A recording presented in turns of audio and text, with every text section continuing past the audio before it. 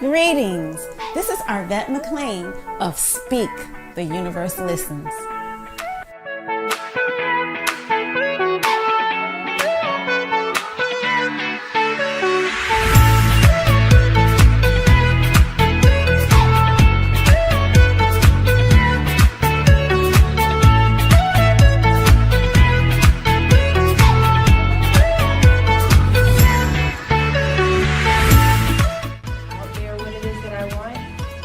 We cherish that. We love that particular piece of it because Teach people like, hey, it's okay. Change. New ways to view age-old challenges. Change your thoughts, change your life. Step into the bigness of you.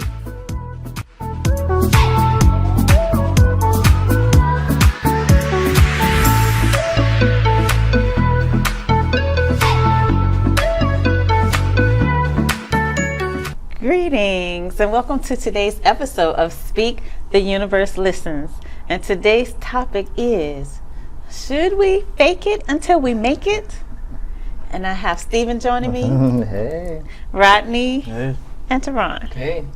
Hey guys. Hey. Hey, so fake it till you make it. We hear that a lot. So what do you guys think about that? I've done it plenty of times.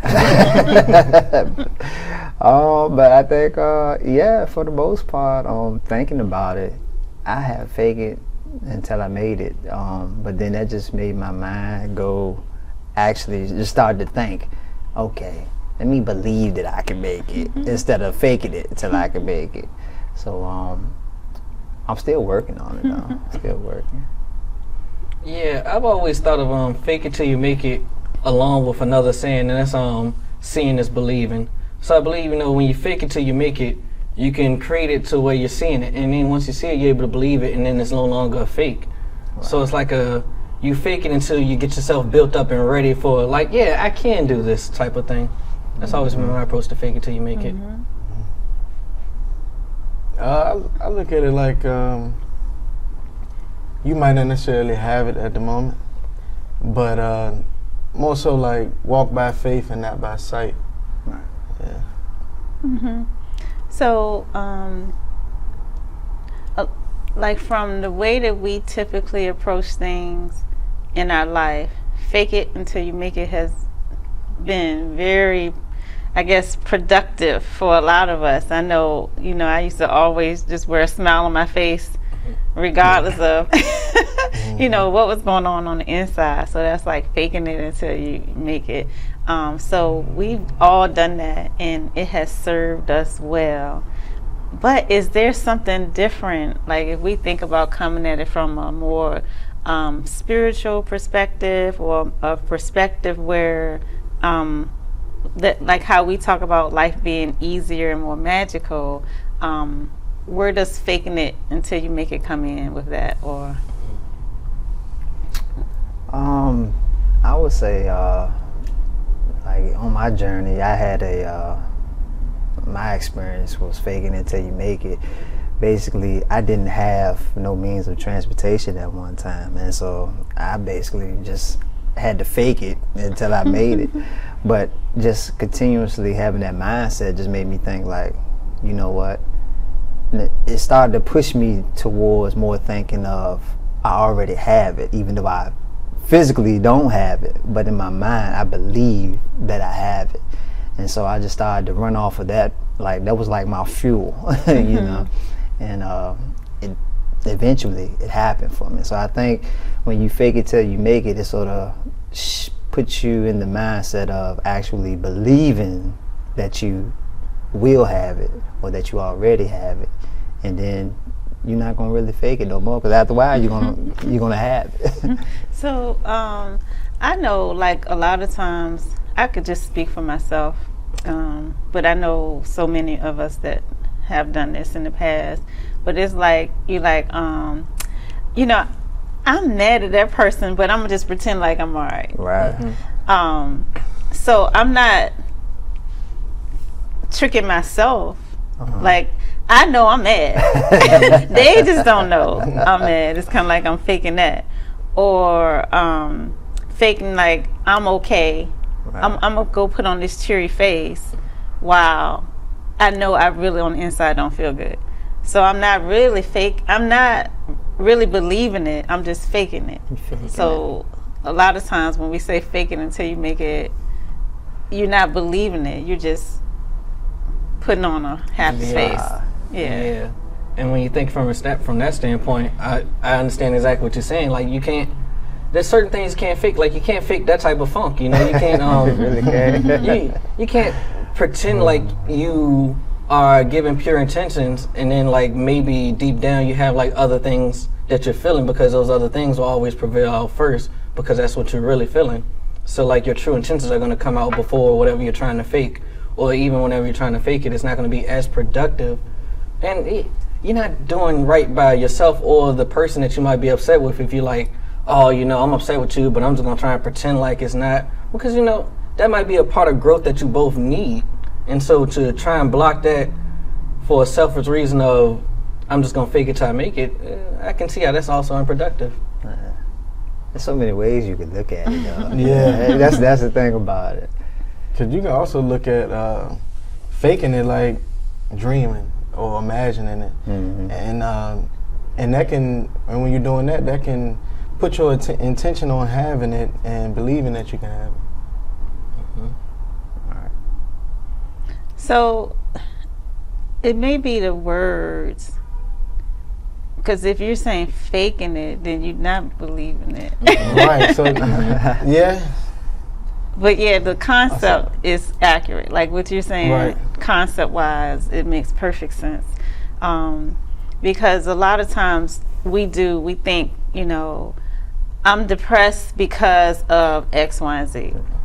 But I still have to take care of my kids. I still have to work and perform. And but it's like, you're like, I'm depressed, but I still have to do these things. And so that's the fake. That's the fake out, right? You're faking it until you feel better.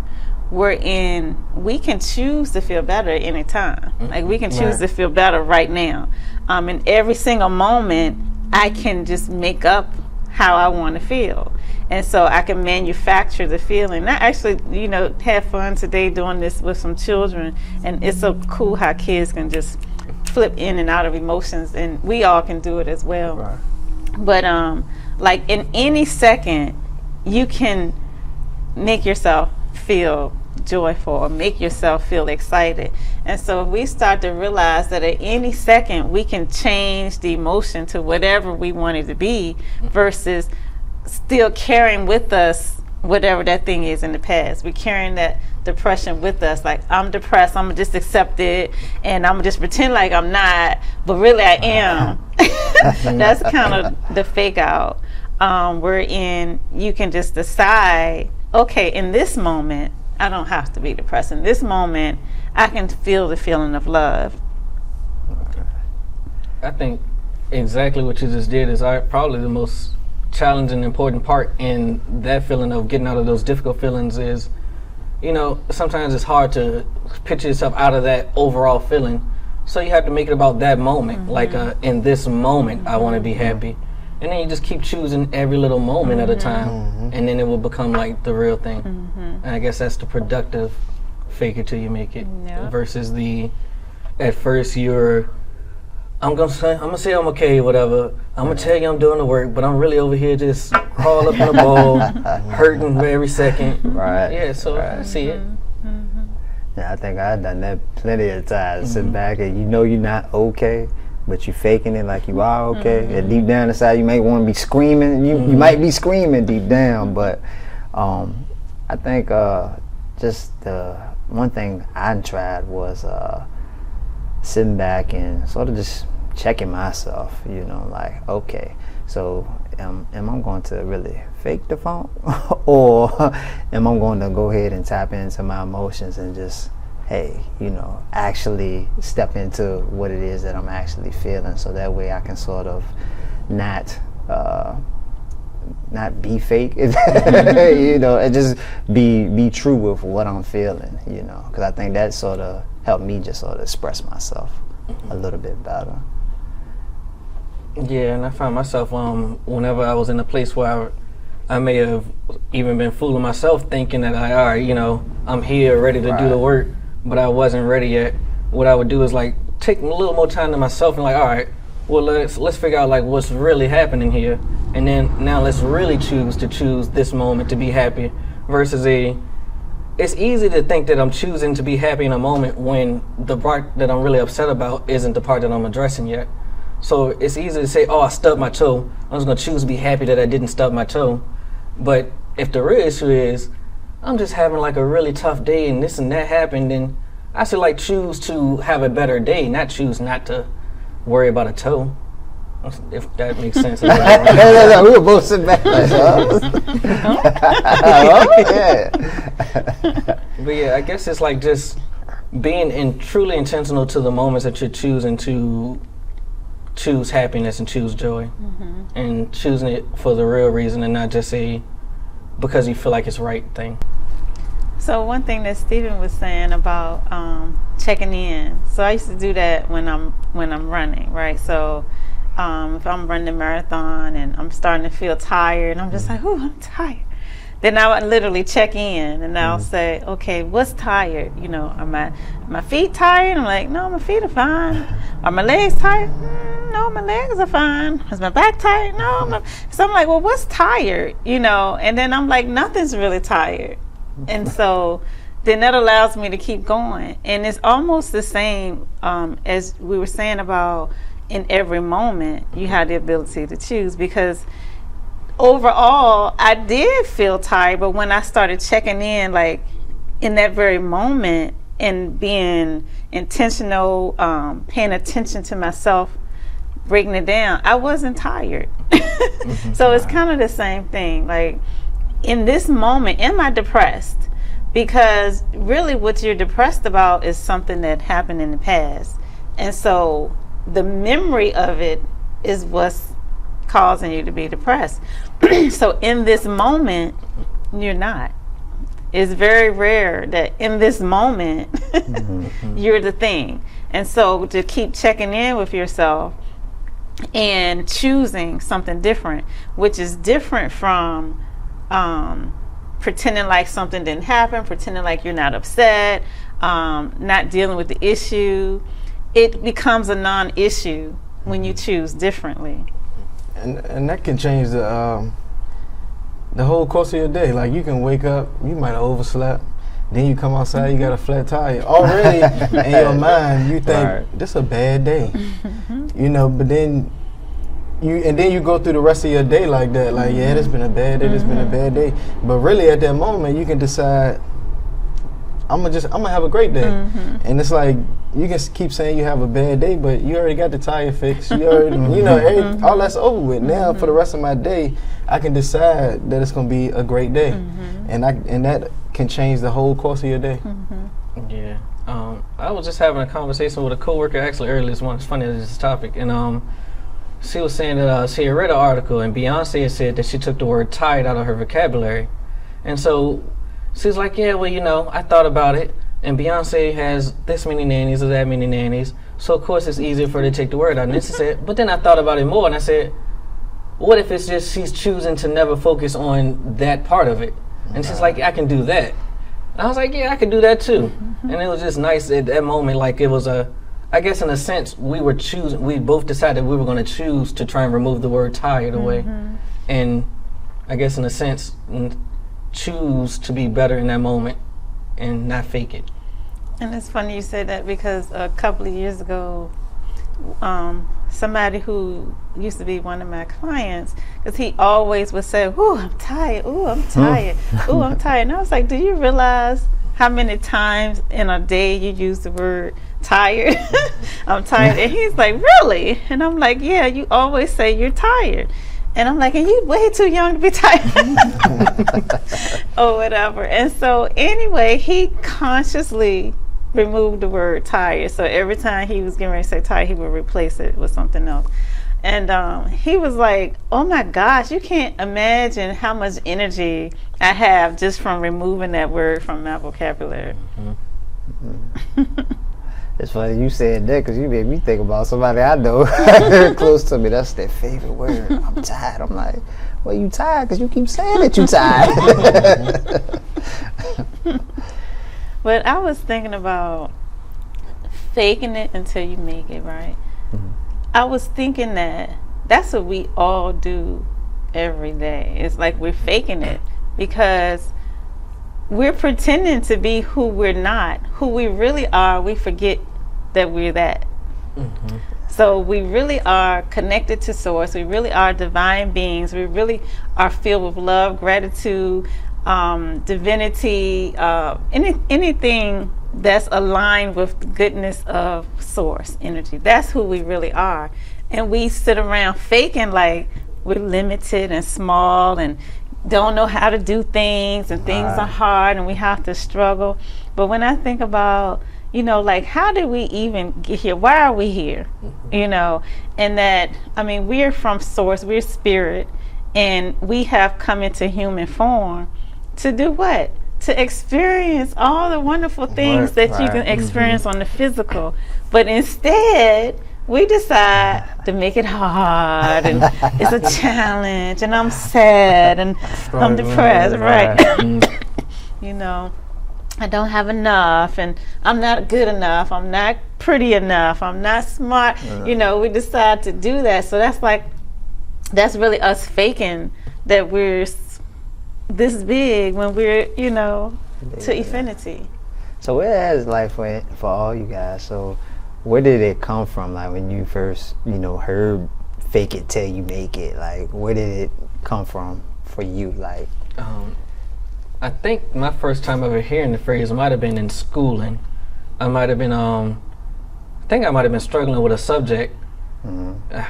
Embarrassing to say, it was handwriting at that, and it was I was the only left-handed kid in the class, and so everybody else would like turn to people and like write or whatever, and I could never get it. And I will never forget, my third grade teacher said, "Well, just fake it till you make it. Like slant the people to the other way and just act like you're writing neat."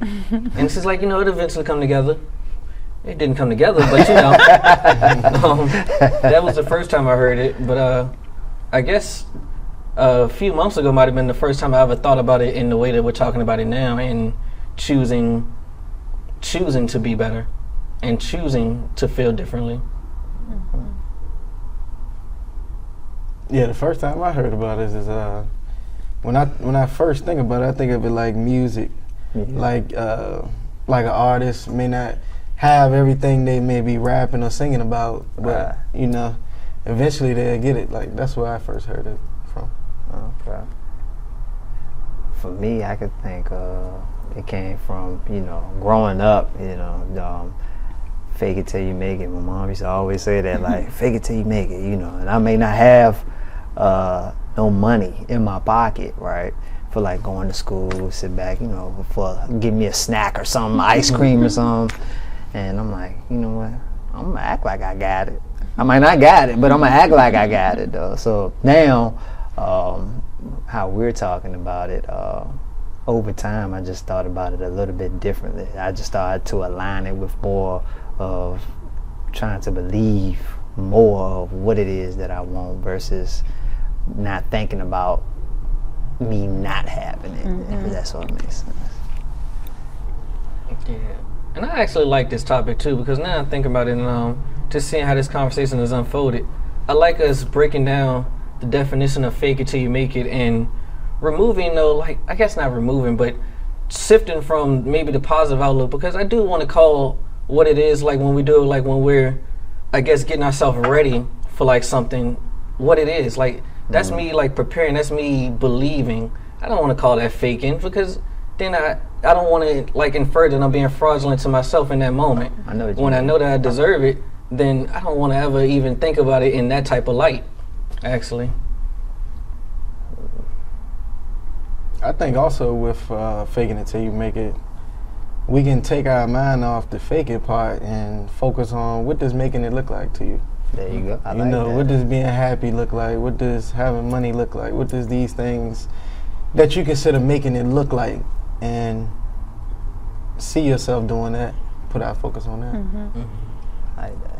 And I think So a lot of times we put our attention on what currently is. This is what the current reality is. And this is where we want it to be or who we really are. And then there's a gap in between, like where we want to be. I mean, where we are and where we want to be, there's a gap. And so the point is to pay attention to this gap and close it. And you close the gap by the things that y'all were saying, like you just start believing it, feeling like it is that, which is different from wanting it and desiring it. So the wanting of it, the desiring of it, that's basically saying you don't have it. And you're recreating that energy of I don't have it. So the more you want it, the more you desire it, the more you're blocking it. So you want to be it, feel it, love it, see it, taste it, touch it like it's here right now. Because it really is. Because once you've created it in your mind, it's a done deal. It's already been created. And so we're just waiting for it to come into physical form. But as soon as we look away and start looking at, I don't have it yet, then we've just erased the thing. And so we want to keep it on. I have it. I'm loving it. I am it right now. All right. So anybody have any closing thoughts, comments? Believe that it's already there. And just, you don't have to fake it till you make it. Yeah, and I guess I would say just don't fake it till you make it, but be. I guess. I would say focus on the making it part and what that looks like, and feel that now. Yeah. All right. Thank you so much. This is an interesting topic because, you know, like I said, we all have done that, and it has served us well to fake it until we make it. But there is like a higher step that you can take in terms of being it now. All right. Until next time, this is Arvette. It's Steven. Roger. And Teron.